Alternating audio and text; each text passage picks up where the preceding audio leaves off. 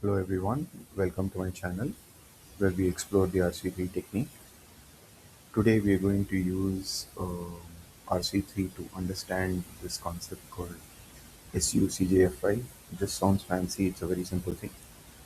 Uh, Moving forward, uh, basically the question that we're exploring is how should we educate someone, right? And here I'm taking the example of school students, but it could also be the continuous learning program, right? Skills development, and all those things for adults as well.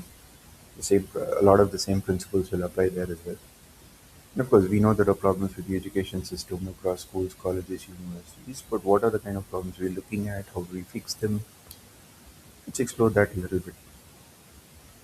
So, SCU CJFI stands for a continuum: school, college, university, career, job, finance, investing. Essentially, when we apply RC3, we realize that school connects to college, college connects to university, university connects to career, which is basically the skill that you've got.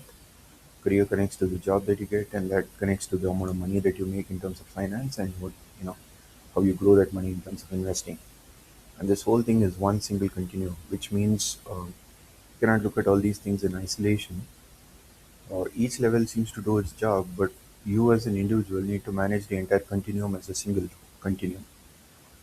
So that's why we're trying to understand the continuum. Because quick question: do you agree that all of these are connected in sequence, or do you think it will remain that way given AI and all the changes that are happening in the world? Is this fundamentally going to change? And how do you manage the continuum? Those are questions. Feel free to put on your comments for this. Moving forward, what are some of the thoughts that we have around school? Right. First thing is that school is completely useless. We have no idea why we did it. What is the use of learning all the stuff that we won't use anyway? Why do we stress our kids with so many exams? A lot of people are, a lot of parents you can see are worried about not having stress in their kids. Uh, Teachers don't seem to be very good. That seems to be a major problem.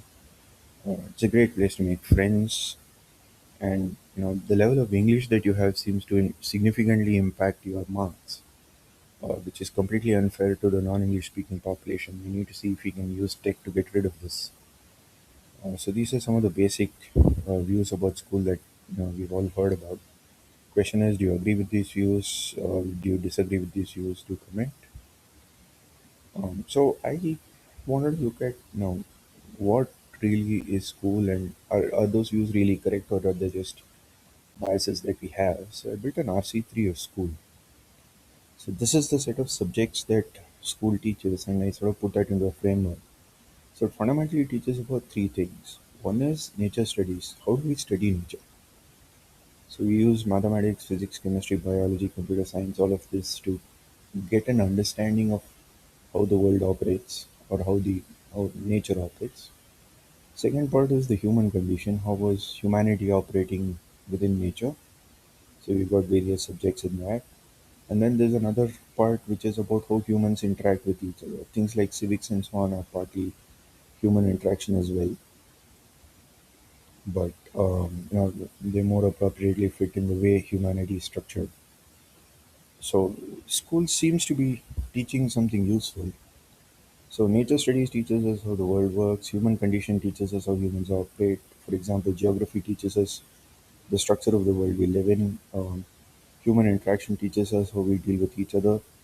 And if I take a random example, right, I'm going to build an aluminum mine which I'll be opening in Oman, for which I'll be creating a supply chain of bauxite from Australia. If you've completed school, you'll pretty much understand what I'm talking about. You won't have questions like what is bauxite, what is aluminum, where is Oman, what is Australia, and things like that. It means that school is basically useful in some way, right? So what I what RC3 seems to be saying is that it school does 80% of the Pareto, where it gives you all the information. What it does not seem to do is the additional 20% about how to make the whole thing useful and how to build a life for yourself. So, do you agree with this? Do you feel that school is necessary but it's not sufficient? Which means there's a small delta missing, which if you add to school, you can fix the basic issue of school. Let me know in the comments below. So here are what that remaining 20% looks like. First is full accountability for the student's future, including career life and success. Students can come back and question the school, and if successful in terms of the challenge, then school should be paying a life penalty saying we've miseducated the students. That should be one of the accountability criteria.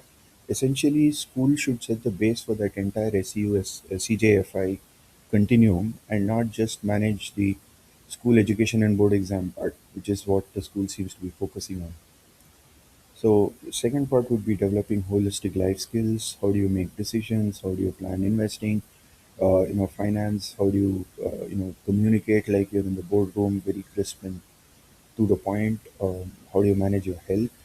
You see a lot of people who don't really understand how health is supposed to be managed. They don't have a good exercise routine, a good health routine, and stuff like that.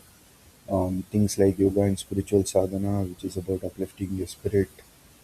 A lot of these things need to be developed and added into school currently, which are not there. I think school is too westernized.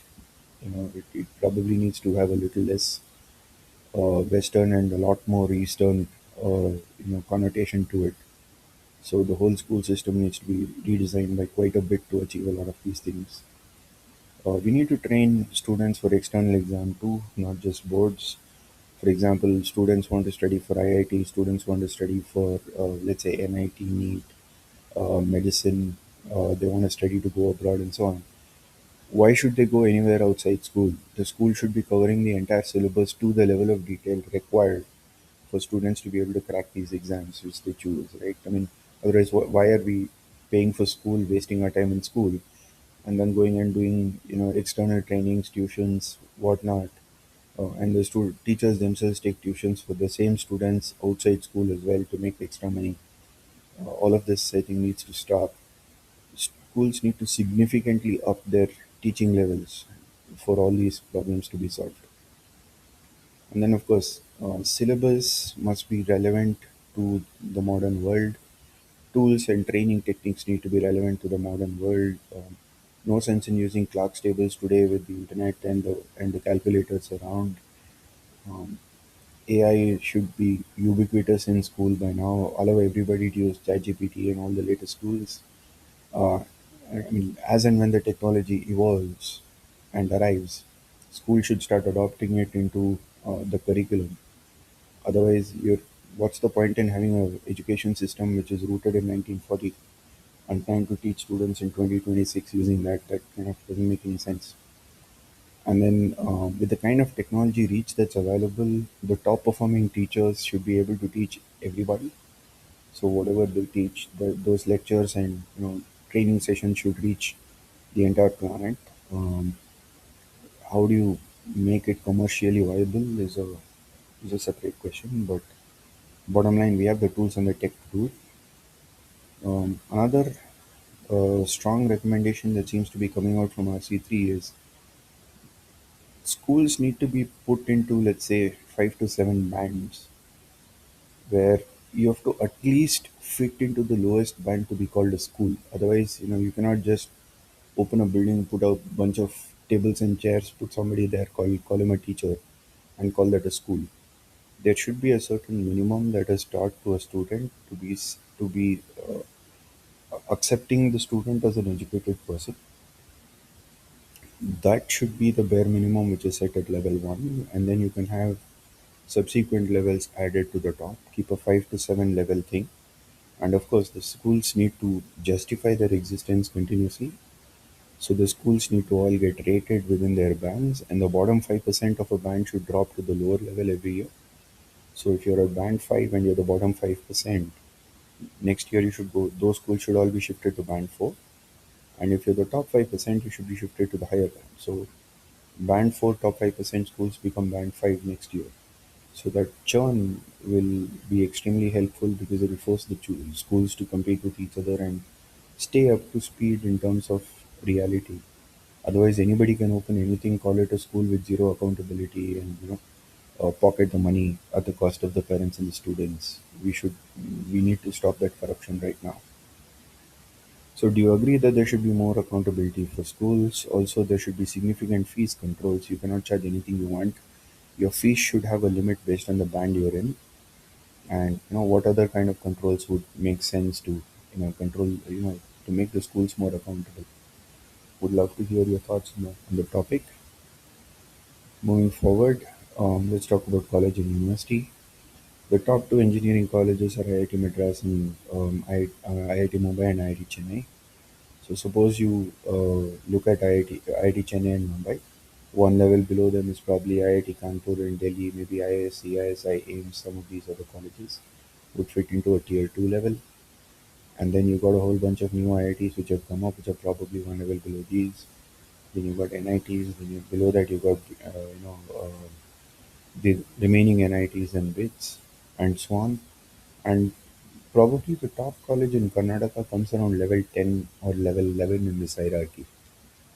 So when you say there is a college which is way down below from the top college, and the top college is really teaching you engineering, what are they teaching 10 levels below?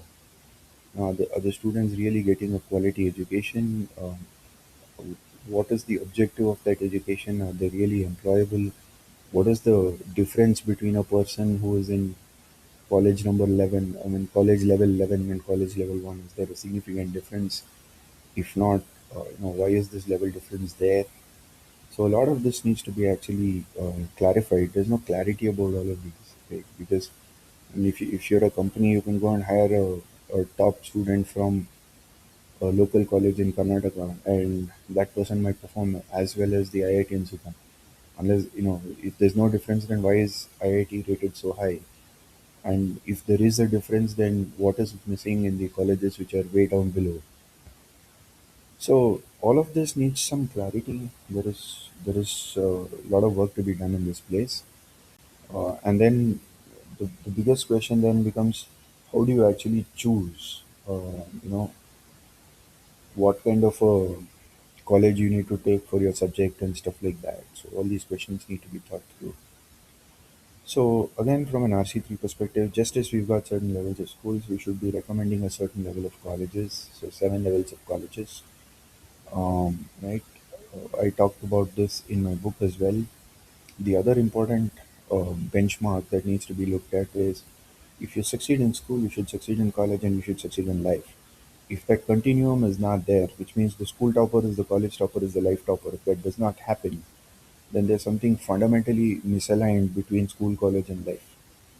Right? So that raises questions about what is the school and college itself. So we need to go all the way back to that. Um, Level 7 is probably the greatest college that can be set up at human consciousness based on my RC3 research. Ideally, you would start with a level 7 college and bring it all the way down to level 1 colleges. So if you go with the 7 level hierarchy, level 7 is probably the most important college that you will ever be setting up as a country or as an institution. So in this hierarchy, the top institutes in the world like MIT, Stanford, IITs, and so on probably fit around level 4, which means there are at least 3 levels of universities that can be created, colleges and universities that can be created above all these top schools.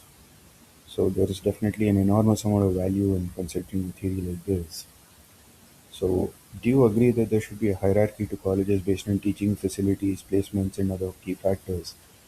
If there are certain key factors, what are the factors? How would you evaluate the colleges? How would you decide which college goes into which level? How do you set up a framework like that? Um, Thoughts and comments in the comments below, please.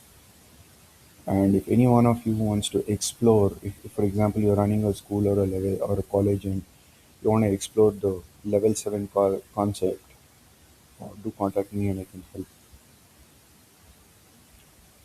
What should we do to improve our colleges? They have pretty much the same problems as schools. We need to significantly increase collaboration with industry to create day one employable students. I think day one full employability is a very nice KPI to have for any college. Evaluations across all years should have a 30-30-30-10 pattern where only 30% should be given to the academic knowledge which is coming from the professors. 30% should have practical skills on top of the academic knowledge. For example, you learn mechanical engineering. Can you actually go build a robot or a mechanical device? That should be the practical skill should be the remaining 30, should be another 30%. 30% should be world awareness. Where is the world today? Where is the field of mechanical engineering today? What is necessary for employability? What are the kind of roles in the industry? What are the problems of the industry? How can you address them? Things like that. If you're not aware of what mechanical engineering is doing in the world, then what are you actually learning in college? Just theory is not going to help you. And then the 10% should be the students' self-evaluation on top of all this, where you're talking about things like psychological readiness, ability to handle challenges, ability to work with teams, ability to be ability to lead, communication, things like that. So all evaluation should be done in a holistic manner across all these four areas.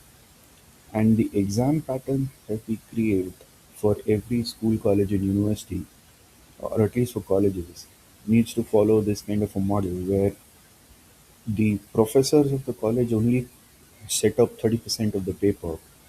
The practical engineering skills should be set up by engineers working in industry, and the worldview should be created by business people who are working in companies in that industry.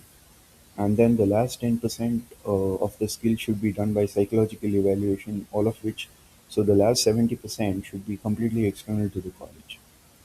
Now, I know this is a massive challenge to set given the way examinations are to be conducted, the number of students, college spread, and all of those. But I think we have the tech to do it, so we should start thinking in terms of some of this. And then again, the fee structure needs to be limited by the level of teaching and facilities provided in each college, and that will come with a college hierarchy. And placement information, quality, and all of that should be made public knowledge. It should not be just who's the top salary in the college or school. It's got to be the entire range of placements. And of course, similarly, teacher and professor performance. Teacher performance in school and professor performance in colleges should be made public knowledge. I would almost recommend that the teachers should take the school exam along with the students.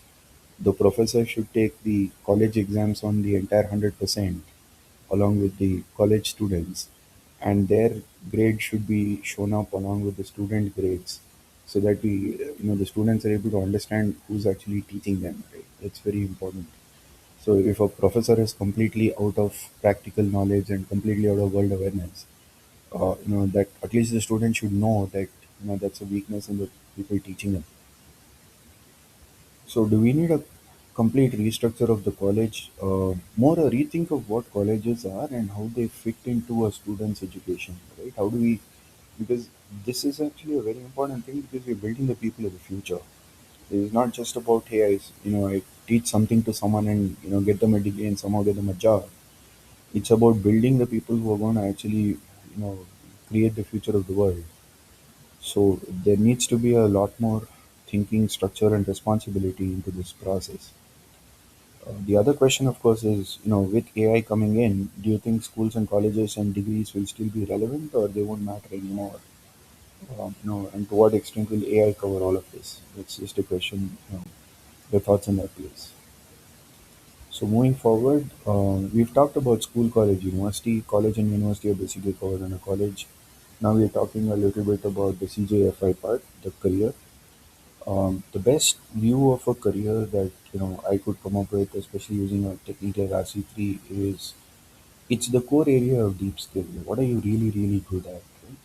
If you have a water problem at home, you hire a plumber, not a rocket scientist. Even though you supposedly say that the rocket scientist is smarter, the smartness depends upon the area of study. Right? Your rocket scientist may not be able to do much for your water problem.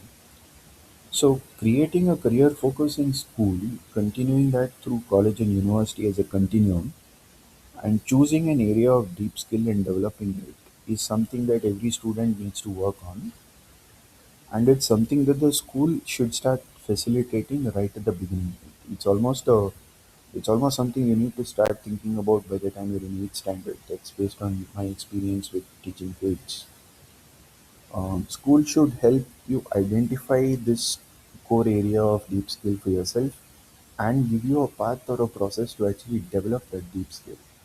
And the college and university should help you significantly fine tune that skill to become employable on day one in not just a career but also possibly a role of your choice within that career, right? So if you're going to be a mechanical engineer or an automobile engineer, what do you want to do in an automobile factory? On day one, we have all the skills required to do that. That's really what you want to pull up your colleges to. And then I've got a career evaluation framework. If you look at the left side, it's just Ichigai. You should be good at it, you should like it, somebody should need it, and somebody should pay for it. If people are not willing to pay for it, then basically it becomes a hobby, not a career. And then the big question is, how long will that career really last? If AI is going to eat up the whole job, what's the point in developing that as your career goal or your career skill? And even if the career lasts 25 years, how long will you keep doing that? So both questions you need to answer. So just moving forward, now that career is your area of skill which you're going to develop, and you need to keep evolving your career based on the career evaluation framework. How do you apply it to a job, and earn money from it, right? So there are basically three types of jobs. One is you own something which kind of makes you money. Roles like business owner, investor, property owner, farmer, etc. Second is the jobs where you sell your time, where you're like a private employee, government employee, you get a standard salary when you do a certain amount of work. And the third is you're creating some value, research, know, something for society. There are basically four levels of a company. The lowest is the worker or the execution level. The next is the management level. The next is the leadership level, and then the top is the ownership level. And the amount of money you make goes up by factors of 10 to 100 as you go from one level to the next. The risk is also much, much higher. Starting your own company, the whole thing could go broke. You have like a 2% success rate of new entrepreneurship ventures in 1 year, things like that. So naturally, the earning will also go up at the same rate. That's where investing becomes a very important skill because you can work at the owner level even when you're a worker, right? So you can act at the owner level as an investor, and that allows you to significantly increase your earnings. But the first is the kind of job that you can do. The second is if you're within an enterprise or a company, what level you can aspire for and how you can grow your money. And the third part of it is inherently there seems to be three types of jobs in any company or in anything, right? One is the consulting type of jobs, which are basically solution design, solution architecture, strategy, definition, problem solving, mapping to the environment, defining your roadmap, all of those. Basically, identifying and solving problems of various types. Second is operations, where if 50 things have got to be done, you make sure you put a list and make sure that all the 50 things are done with the 20 people in your team. And the third is sales, where you keep finding new opportunities or new products or new sales or avenues, you know, by engaging with the market. So fundamentally, there are these three roles. A lot of the roles are combinations of these three roles, but in essence, you will only find these three roles in the industry. So this should be a good enough thought process about how do you get your jobs aligned to your industry. You can then break this down by industry or by your target industry and then see what kind of jobs you can aspire for. So career evaluation framework tells you how long you can keep getting jobs in that particular career.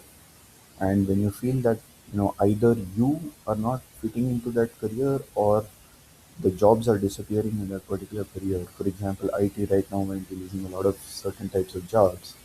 It might be necessary for you to do a career switch, which is you need to completely reskill yourself for a new career. So that is where the career switch aspect of it comes, so that you're relevant for the market. So do you agree that this definition of career and job makes sense? What else do you think I'm missing out here? I basically took a first level RC3 and put that together. So do let me know if there are certain things which are missed out. Moving forward, what is finance? Finance is the money you get and what you do with it.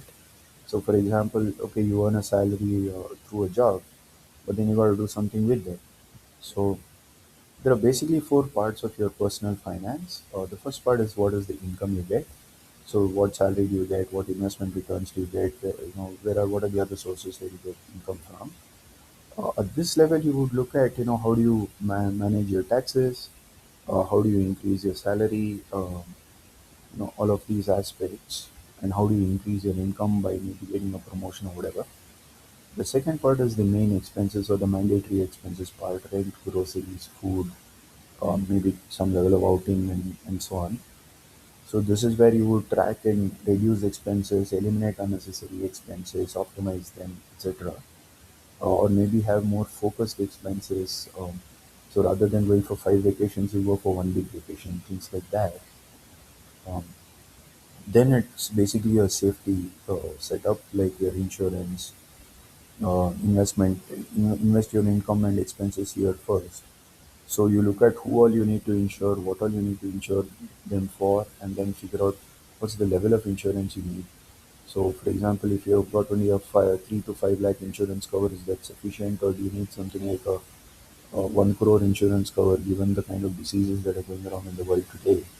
And if you need a 1 crore insurance cover, what is the amount of money or the premium that's being charged for that? All of that comes under the insurance part. And then you get into the investment planning, where how do you make your money work for you and grow it. The second part is the levels of freedom which are aligned with the parts of finance. If your income is less than your expense, then you're dependent. For example, if you're a student, you're typically dependent because you're not able to, you don't have an income. You're dependent on your parents to pay all your money for you. When your income starts exceeding your expense, you become independent, which means you're able to pay for yourself and manage your own costs. Then your the third level would be you become conditionally free, where the investments that you do create enough money to cover your expenses. You're not fully free, but you're conditionally free. And then you become fully financially free when you have enough money to cover the rest of your life's expenses. Everybody has to be financially free before they retire, otherwise they'll have to keep working till they become financially free.